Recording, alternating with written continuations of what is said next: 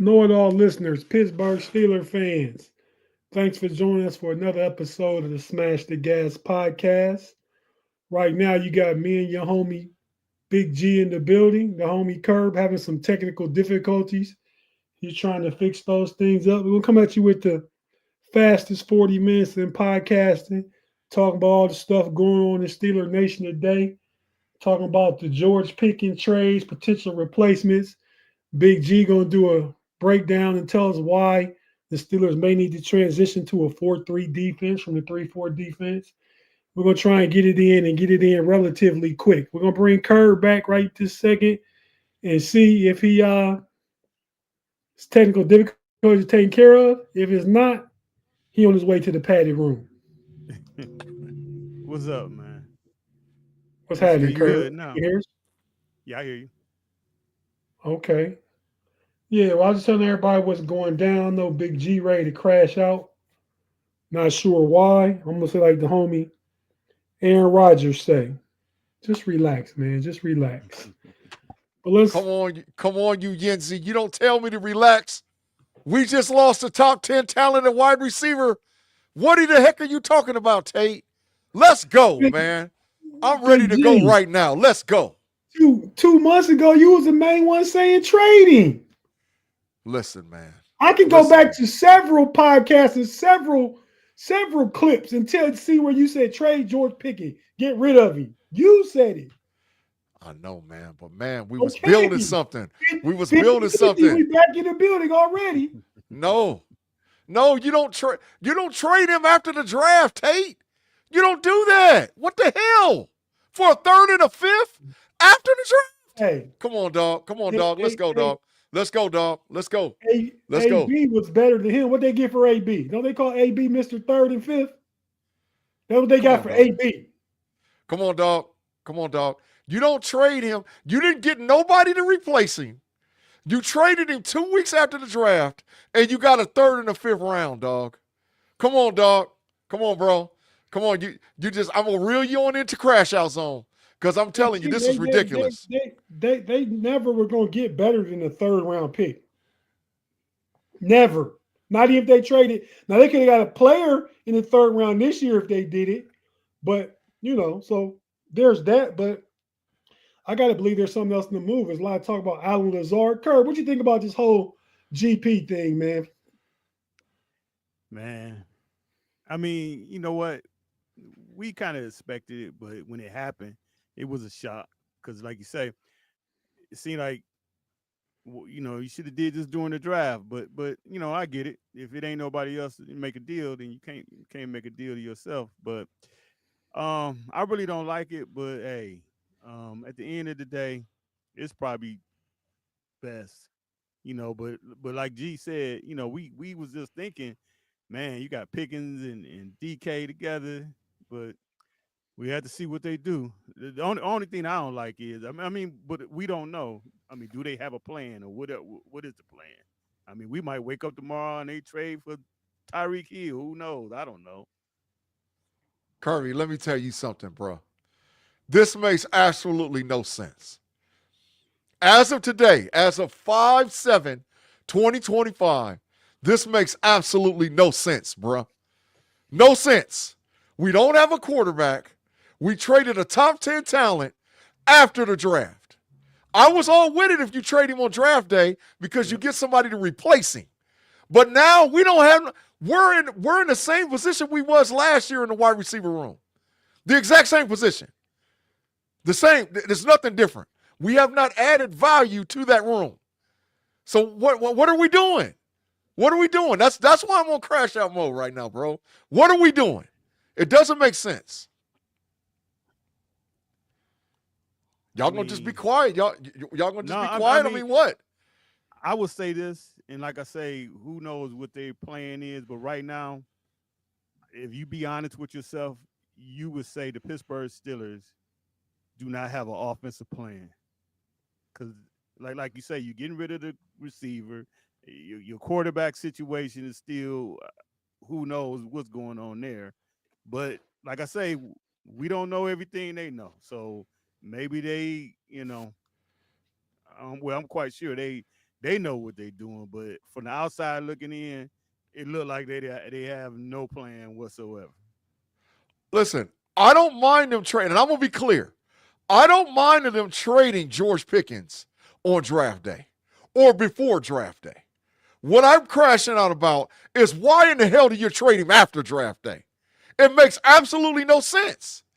You don't have a plan as of now to replace him. We're in the same position that when we was last year. That's all I'm saying. That's why I'm crashing out, because we didn't get the player. And even more this, I love Jack Sawyer. But if we knew he was trading GP, why in the hell don't you get a wide receiver in the damn 4th round? What the hell are you thinking about? That receiver from Stanford was available at the facts. Jack Sawyer got took. That is facts, Tate. That is facts. We could have got that kid, and he helps. Hell, Royals was there. And the kid from Colorado State was there. Royals from Utah State was there. The kid from Colorado State was there. And the kid from Stanford was there. And I love Jack Sawyer. But, dog, you don't trade after. No freaking way. Not after. Well, unless there's a plan. Last year they went into training camp still waiting on Brandon Ayuk. I don't think they doing that this year. It's still May. Training camp hadn't started yet. I mean, they got the young guys, the undrafted free agents, get them a try. You see how Roman Wilson comes back. I'm not saying that they don't need another body. They do. But you don't know who that could potentially be. Kerby is big. I have no idea why. I need to put him on the padded room for this thought. Did you see Tim Lyons comment, Kerby? Because I agree, turn your mic up a little bit. But not that we need to hear much from you, though, but at least turn it up if you do say something. You might want to defend yourself for wanting to get what's his name, Big G? Amari Cooper. Amari Cooper. Yes. I don't see what's the issue with him? I mean, Big G. First one to the padded. Send him. Crazy, man. You right. I am crazy. Kerby in the padded room. Kerby, I'm crashing out, and I'm not going to the damn padded room tonight. But what the hell is going on with you, Kerby? But what I'm saying, though, I don't see – it ain't like now, if we was bringing Amari Cooper in to be the number one guy, I understand that. But to put him on the side of DK? No. He's better than Keenan Allen. No, he's not. No, he's not. Stop that, Kerby. Hell no. Hell no. Keenan Allen was a 3rd wide receiver last year in Chicago and had about 6 touchdowns. Listen, I watched Cooper go 1,400 yards with Joe Flacco. I mean, how many years ago? Just 2 years ago? 2 years. Get him out of here. He's washed. But what who got better career numbers? Cooper or Keenan Allen? Probably. I don't know. I'm just asking. Probably out. I would say maybe out because Cooper got traded. I think he held out at the beginning of the year because he wanted to get out of Cleveland. So last year was a wasted year for him. But now I would say, yeah, put me in the padded room if I said we bringing him in as our number one guy. And we're going to expect to get 90 receptions out of him. I'm not saying that. You bring him in as a number 2, especially if you get Rodgers, because DKs are always going to get the top guy. And any other corner, Amari Cooper is going to get open. And with an accurate quarterback like Rodgers, it will work. No way, bro. The only way I'm settling for this. The only way I'm settling for this, and I'm telling you, I'm going to crash out more for a minute. But the only way I'm settling for this is if they have a plan to get Pierce or Pittman out of Indianapolis, if they have a plan to get Jalen Waddle out of Miami, or if they got a plan to get Chris Olave out of New Orleans, if those are one of the 4 options that turns into the second wide receiver, I'm okay. Otherwise, we got worse. We got worse at wide receiver, bro. You're paying big money for those guys. No, you ain't. Most of them on rookie deals, except for Waddle. Pittman and Pierce and them. That ain't money. If you trade for those guys are gonna want a new contract. They ain't gonna. No. Why? I don't. I think Pittman just signed the deal though. Pittman for the Colts. Them correct. Them guys is. You can get Cooper cheap. It's only a 1-year thing, and then after that, next year you draft your number 2 receiver. No, bro. We need a legit number 2. Michael Pittman signed a 3 years, $70 million. So he making about 23. That ain't cheap. Bad. Yeah. That ain't bad. 23 ain't bad. Bring him in. He just signed it. Yeah. Pittman, Pierce, Olave. Hey. Jalen Waddle might cost you a little bit, but the potential, what he is a dog. But any of those dudes, no. Hell no. In Arthur Smith offense, the Pittsburgh Steelers are not paying $50 million to 2 receivers. It ain't going to happen. But hold on, let me tell you something about what you're talking about, Arthur Smith. It ain't going to happen. Kerby, let me tell you something about Arthur Smith offense. Let me explain this. Okay. Arthur Smith could be gone tomorrow. You draft a guy for the Pittsburgh Steelers, not for Arthur Smith. You draft a guy who's going to play if Arthur Smith is there or if he ain't there. That's what you're doing, bro. This is about the Steelers. This ain't even about Mike Tomlin. You drafted for the Steelers. Gee, you crashing out, and I'm gonna tell you why. You just like what you said. We're talking about the Pittsburgh Steelers, and I'm not sure if Arthur Smith signed a 3-year or 2-year contract. They're not gonna fire him. 3. So okay, so he got this year and next year. They're not gonna fire him. He don't need to be fired. He had a chance to prove his offense yet. Exactly. But what I'm saying is, my thoughts in his offense, the Steelers is not going to pay $50 million to 2 receivers. I don't see it happening. I don't. Well, you're setting us up to lose. You're setting us up to lose. That's just my belief. I don't see it happening. I can see them. You got DK. They're going to get a cheaper guy. Then, obviously, I think next year they'll draft a guy. They're fine with that. But to give one guy 30 to another guy 20, the Pittsburgh Steelers is not doing that. Well, like I said, then that's setting us up to lose. Because we got available money. It's not like we still got big cap money. Even if we sign Rodgers, we still got money left. We got enough money to sign whatever we need to sign. I agree with you, G, but at the end of the day, this is the Pittsburgh Steelers. Dan Rooney is the owner. We thought the beginning of the free agency, when the Steelers had all this money, we were all thinking like, man, they're going to do this. They didn't spend anything. I'm just saying. They traded for DK. What are you talking about? Okay, they spent $130 million. But we thought, and everybody thought at the beginning of free agency, the Pittsburgh Steelers was going to do some serious shopping, and they didn't. All I'm saying is we're talking about the Pittsburgh Steelers, and they ain't going to spend that type money like that on those on those 2 guys like that. They ain't going to do it. I don't know why. I have complete confidence. I agree with you.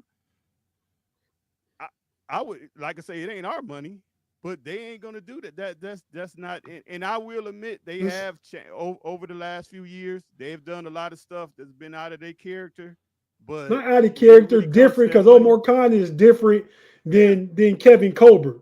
Facts, Tate. Facts. Yeah. It's not out of character. Different than what you're used to because the leadership in the general manager's office is different. Yeah, but at the end of the day, the main guy, and the guy that signed those checks, he's still there. And it's like you take it back to the hood.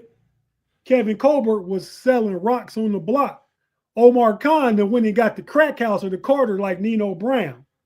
So he got more money and more ideas to work with, getting more clientele. Man, listen, man. And I'm clarifying this for all y'all over there in the live chat that's over there talking big yak, you Yensies. I'm pissed because how we traded him. I was calling all along to trade him, but you don't trade him 2 weeks after the damn draft. I don't care what you say. That's not logical in any universe. It's not logical. I guarantee there's another move in the works.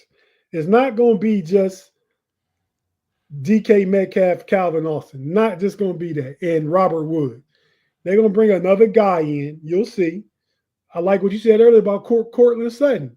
Potentially him, one of these other young guys who haven't quite panned out yet. They still could take a flyer on just to bring some talent in the room. Don't got to even be a big money guy. Because you know why? You know what the homie A-Rod say. Because we've been here before, right? We've been here before. Yeah. Yeah, He the said, Ginsers, look at him. You need to just relax. Why you got that Aaron gunja up Rodgers there, said Tate? Why you got that gunja? Why you got that gunja up there, man? I figure Aaron Rodgers came out the cave with it, man. Yeah. He got the gunge, the mad gunja. Just relax. We've been here with Mike Wallace, Antonio Brown, Chase Claypool, Juju, Manuel Sanders, Martavis Bryant. We've been here before. Outside of Manuel Sanders, did anybody leave and their career got better? AB won a Super Bowl, but he still crashed out. AB crashed out, but Plexico was better. He was better. Plexico, yeah, he probably was. But his numbers in Pittsburgh was good, but they had to make a decision. That decision at the time was between Hines Ward and Plexico. Well, I'm not choosing Plexico over Hines Ward. Get the hell out of here. You got to go. I'm not choosing Plexico Burns over Hines Ward. You see in the graphic there, Hines Ward trying to talk sense to the little YNs, Mike Wallace and Antonio Brown. That was that young money, dog. That was that young money right there, Tate. That was that young young money. Yeah, man. So relax. I mean, Aaron Rodgers is going to be the quarterback this year. I'm not even worried about that. They're going to bring another receiver. It could be Alan Lazard. He got a history with Aaron Rodgers. Trash. I mean, he catch a touchdown. I looked at his numbers. For his receptions, he catch a touchdown once every 10 receptions. Yeah, but Tate, he got how many receptions for the year? 25? He trash. Get his ass out of here. No way. You don't want him. I'm not going to want no damn Alan Lazard or no Cobb or none of get them bums out of here. I don't want none of them. Here's what they say about Mike Tomlin and receivers. Mike Tomlin doesn't just let good wide receivers go to a team like the Dallas Cowboys, okay? Saw it with Chase Claypool, no longer in the league. I saw it firsthand because he went to the Chicago Bears. The headache, okay? The Antonio Brown situation you talked about. And now you have a guy who has been fined 10 times in the last 3 seasons for different infractions on his football team, going to walk into the Cowboys facility with a new head coach and just all of a sudden light the world on fire? It seems highly unlikely. Yeah, I agree with all that. Tate, but listen, I agree with you. I'm telling you, my crash out is based on why they did it. This the deal. We all know, because at least I don't know if y'all know, I've been in the streets all damn day. And the streets know that during draft, the Pittsburgh Steelers and Dallas Cowboys talked about a GP trade. The compensation was a 4th-round pick. The Steelers said no, right? At that point, it's over. We don't revisit this after and trade for a 3rd and a 5th next year. We got 6 damn 3rd-round picks. What the hell is going on around here? The 5th is actually in 27. Next year's the 3rd, and they building up a war chest of draft capital to make they move for quarterback. Bro, that don't help in 2025, bro. Big G, they gonna do what they do, be okay in 2025. It's gonna be MacGyver. It's gonna be Mike Tomlin taking a paper clip and making a flagpole. It's gonna be some of that, man. No, dog, no. I mean, I hear you, but no, hell no, man. This is ridiculous. This is ridiculous. We will, and I don't disagree that I would have been interested in seeing what it looked like. But if they made the move, they made the move. You don't know, and you're not in the building, G. Even if you're in the streets, you're not in the building. You don't know if George Pickens was ready to go ahead and be a potential holdout this year. Wasn't going to play because they wasn't going to pay him. You don't know that. Okay, but listen to this, Tate. If he holds out because he's still on a rookie deal, every game he holds out, by the time he gets to week 9, he don't have no salary left. So that means if he comes back in, he don't even have a paycheck because he's still on that rookie deal. So he wasn't in position to hold out. He had to play. Hey, was Le'Veon Bell in position to hold out? He already had a contract. He wasn't on his rookie deal. Le'Veon Bell was not on his rookie deal. No, he was. He was. He left. After his first 4 years, he left. Yeah. Because remember, he was a 2nd-round pick. So they didn't Yep. have that 5th-year option. They picked number like 42, 43. He left. And it didn't work for him career-wise, but he got the money. Think if George Pickens sit out and just work out, somebody will give him some money. And I mean, besides that, you don't know what direction you're gonna go because you don't know if he's gonna be on time on Christmas Day for the game or if he's gonna shoot a shotgun up in the crowd and get a penalty. And when it's fourth quarter, you driving for the winning field goal, you don't know. You lose cannon. So I appreciate all the talent. Appreciate it. Think it's high end, probably top 5 to top 7 potential, but we don't know what it's gonna be. And I trust 95% of the moves the Steelers have made the wide receiver position as far as getting off guys. So, but we'll talk about this more on Pump Your Brakes. Check that out after this. We're going to cut to a quick break, and we're going to come back and talk about Big G going to lead the discussion about why he feels like the Steelers may need to transition to a 4-3 defense from a 3-4 defense, which has been their base defense since 1982. We talking 43 years. Since the year after Mean Joe Greene retired, the Steelers been base 3-4. So we're going to let Big G get in that, and Kerby and I just going to piggyback off whatever he's saying. And once again, get them algorithms up before we go to break. If you're watching on YouTube, you know we're not going anywhere. We're just going to take a quick pause for the calls. You listening on audio platform. We have to hear a few words from our partners and advertisers, and we'll be right back after this.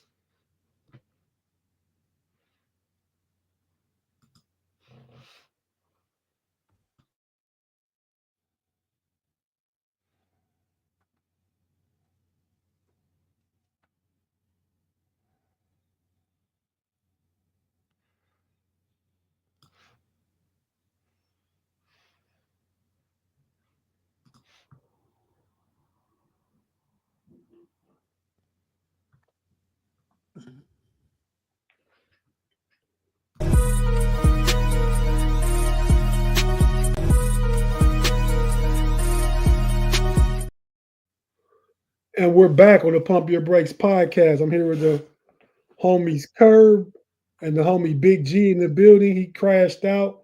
He going on a what's that Big used to say about get it the hard way, ski mask way, some, man. Big G on what it is today. They're killing me, Tate. They're killing me. They're killing me. They're killing me, man. It don't make no sense, man. No sense. But yeah, man, we can and will rehash the George Pickens situation. Right now, we're gonna jump into the defense, Big G. What's up with the defense, man? What are your thoughts on potentially changing to a 4-3 and why should they do it? Why schematically and far as player personnel doesn't work? Like, what are you thinking? Well, the deal is with the Pittsburgh Steelers is this, and it's the God's honest truth, okay? As of today, we do not have the full personnel to transition to a 4-3 defense. But we run a 4-3 concept because we have 2 edge rushers with 2 guys inside. It would be different if T.J. Watt and Highsmith did anything else, including dropping the coverage, but they don't. They are strictly edge rushers. So we run 2 edges with 2 inside guys. That's 4 down linemen. We sit in nickel 58% of the snaps anyway. So our nickel cornerback a lot of times is our blitzer or our Sam or Will outside linebacker. So I'm saying let's build the personnel to put us in position to get away from the 3-4 defense and move to the 4-3. I think we made 3 picks that showed that that's a possibility. Jack Sawyer, Black, and Harmon. All 3 of those guys are traditional 4-3 defensive guys. Why would we bring a 4-3 defensive guy in to play a concept of a 3-4 and continue to sit in nickel? Now, the bottom line is this, and like I said, Steeler fans can get pissed at me about this, and I don't care. It's the truth. Jack Sawyer and Highsmith don't do anything but rush the passer. They are ends. We've run 2 guys inside. Normally it was Hayward and Benton. There's 4. The rest of the time we're sitting in nickel. So we really do run a 4-3. Let's just get away from the 3-4 and put ourselves in position to build a 4-3. But what that's going to take is we need one position field. We have to establish a middle linebacker that's a thumper. We got to get a middle linebacker that can come downhill and crack you and put you on the ground. The Steelers don't have that on the roster as of today. They got Malik Harrison. They got Patrick Queen. They got Peyton Wilson. They don't have a thumper. So if the Steelers, between now and the start of the season, sign a thumper or next year's draft a thumper, then we might as well go ahead and change to a 4-3 anyway. Because it actually plays in our favor from a defensive concept if we have outside linebackers that can run with tight ends and slot wide receivers. Run the freaking 4-3, bro. That's just my call, man. That's my thinking. I don't know if y'all know or understand that. Yeah, we still running freaking Tampa 2. That's facts. Why in the hell are we running that? We don't even have the personnel for Tampa 2. Tampa 2 is a 4-3. So I don't get it. I don't get it, bro. I just want to get y'all thoughts on it, man. Well, I agree with you, G. And I think part of this was, if you remember when Mike Tomlin got hired, they basically kept the defensive staff. So that was LeBeau. So he, that's what he ran. So Mike Tomlin really never had an opportunity to run his offense, his defense, which I really think he is a 4-3 guy. So that's why they're running those concepts and with the personnel. It really don't it worked, but it ain't really, it ain't the best situation to put those guys in. Oh. So I just believe before you could really move to that, really say we a 4-3 team, I think Watt is going to have to be gone because and the only reason I say that because really, truly in a 4-3 defense, you talking more D ends and you talking about guys that do what Watt do, but they're probably 20, 25 pounds heavier. Because not only they ain't asked to rush all the time. They gonna have to really stick their nose in there for the run. Not the 4-3 DNs, they not. Not the 4-3 DNs, they not. Not the 4-3 DNs, they not. 4-3 DNs typically about 6'4", 6'5", maybe 270, 275. Yeah, that's what I'm saying. So 10 pounds away from that. Right now, today. Well, if you look at Watt, they got him listed at 250. No, they don't. I don't know how heavy he is, but I'm just saying. Look that up right now. But I'm saying you flirting with the rubber room, Kerby. But I still believe he's at least 20 pounds away from that. Especially at this point, that's going to be a lot of bang. He ain't going to do that. He ain't going to want to do that. Kerby, all he does is rush the quarterback. Right. He doesn't do anything else. He might be better in a 4-3 and a wide 9 where he got more room to maneuver and use his moves and stuff like that. Yep. And TJ Watt is listed at 6'4", 252. He is. Jack Sawyer is bigger than TJ Watt. Yeah. Jack Sawyer is 6'4", 265. And probably played about 270. Tate, see what Myles Garrett. He's probably about 275, 280. How big is Myles Garrett? So I'm just telling y'all, from a conceptual, the only thing and listen, let me tell you something else about a 4-3. I didn't get to give my assessment on it. Oh, go ahead, Tate. Go ahead, man. 6'4", 272 is Myles Garrett. Yeah. Okay. I think they stuck with the 4-3 for so long because with the 3-4 for so long. Because when they went to 3-4 initially, and even in the late Chuck Noll era, especially the Bill Cowher era, that's when they got the Blitzburg moniker. They was mixing it up. They didn't know where blitzes was coming from. Facts. The slot would blitz, the middle linebacker would fire blitz up the gap. You got coming off the edge. You got defensive ends. Defensive tackles and stuff dropping back in the zone coverage.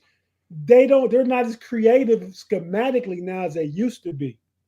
So the 3-4. They just line up base 3-4. Oh, we're gonna run it this. And nickel, base 3-4 and Nick, Tate, 3-4 and the Nick. They lighten the ass. We're gonna run on this. And that's what they're doing. If Pittsburgh will stick with the 3-4, the Steelers will stick with 3-4. They have to be willing to mix it up more. You know, I mean, as far as play calling, moving personnel, flipping sides with T.J. Watt and Alex Highsmith, maybe move them into the middle for a play or two so the defense know what you're doing. You know what I mean? All kind of different creative stuff they could do schematically that would help confuse the offense. Because like I said, that was a big part of it, was the fact that you didn't know what was coming when Blitzburg was truly at his peak. Correct. And Tate, listen to this. When we're in cover, we're in 3-4 base and in nickel, guess what defense we run out of that more than anything? Freaking cover 4. Cover 4 means that you have 7 guys that are 15 yards away from the line of scrimmage. They're going to gash us all day and night. They're going to gash us. And that's what we saw when the defense got tired. And like you said, Tate, Watt and Highsmith couldn't get to the quarterback. And the defense was beat up. They looked trash. They looked trash. We got to move into that 4-3, but we got to get a dog in the middle. We got to get a dog in the middle. Once we get the dog, okay, let's go. But we got to get that dog in the middle, man. And Patrick Queen ain't that dude, bruh. Patrick Queen needs to move to the outside, and they need to put a thumper in the middle. That's what needs to happen in our defense. And also, I mean, for the 3-4 to work, in which when it was working for the Steelers, the Steelers always had that dog nose tackle because he's the key. He's the key that's going to keep the linebackers clean. Yo. And like I said, when the Steelers was really working with that, you had Big Snack, you had Joel Steve. I mean, you had those dogs in the middle. And you had football 30 years ago. It's different now. The guys get played off the field. It's a passing game. It's a slant game. You can't hit receivers over the middle. It's wide open. It's a fast track in the middle of the field now. Yeah. It ain't about being physicality. It ain't like in basketball where you come to the lane back in the day and you get a hard foul laid on you and you didn't get no flagrant or wasn't no big deal. It's a big deal in football now too. You can't just do that. What defense do the Eagles run? They run a 4-3. Yeah. They tear the quarterback ass up with 4. Mm-hmm. And everybody else is out there doing what they need to do. And if you run in the middle, you're going to get cracked. What defense do the San Francisco 49ers run? A 4-3. Well, they don't have a traditional nose tackle. They got 2 defensive tackles in the 4-3, and they got Jalen Carter and Jordan Davis, who both get pressure up the middle, which frees up some of them fast edge guys. So that's what I'm saying. Let's push Black in there with Hampton, or if you want to run Black in there with Hayward, and then put a Harmon and what you call it on the outside. Okay, we can mix it up like that. But we ain't getting there with no 3-4, dog. What's Black gonna do? So what you gonna do with Keanu Benton and Harmon and Cam? Somebody going to work Black in. Well, Cam got one more year. So Black's in the rotation. Yeah. After this year. Black's in the rotation, but he's going to play a lot this year. But if you're running a 4-3 concept, you got to have Harmon and Black in the game. Keanu Benton too light in the ass. Keanu Benton can't handle that up in there in the middle, bro. That's why we got gas as the season went on. In the 4-3, he's better suited to be a D tackle in the 4-3 than he is to be a nose in the 3-4. Yeah, that is correct. Exactly. That is correct, Tate. That is correct. That is correct. So I'm like, man, no. Just go on and switch it up anyway. It's time, bro. We just got to get a thumper in the middle, and Patrick Queen ain't that dude, bro.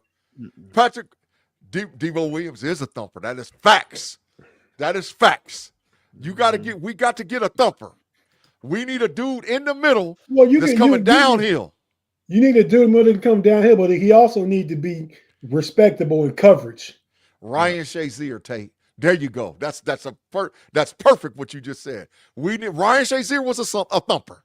He coming downhill, he gonna crack you, but he's decent in coverage. That's not hard to get. There's a lot of guys out there in college. Hell, we could have got Chris Paul this year from Ole Miss. That's a thumper. Downhill all day, every day. Downhill, let's go. So yeah, I'm really frustrated right now at the Steelers, man. Mm-hmm. I'm really frustrated because I'm seeing what's got to change. I agree. And we want to thank everybody in the live chat that's joined us and commented, man. We really value you guys' opinions about our Pittsburgh Steelers. We come here to talk about the Steelers the way we want to, good, bad, indifferent. We even let Padded Room Kerb get his thoughts in, and we know them somewhere out there in space. Way out there, Tate, Jupiter. But yet you the one that had the ski mask on. But hey, man, I crashed all the way out. I don't give a damn. I'm still crashing. I don't care. I crashed out. It's ridiculous. But yeah, man. So we're gonna jump on out of here, man. We're gonna jump over to trade Kerby in for the OG triple OG Shannon White for the next show. Check out Overtime. We'll get more into the picking stuff. We're gonna try and, as we see it right now, pick our 53-man roster. Each of us gonna visit each room. Demetrius Knight, B Dirt said Demetrius Knight is a thumper. That's facts. That's facts, B Dirt. From South Carolina University, he's a thumper. He is.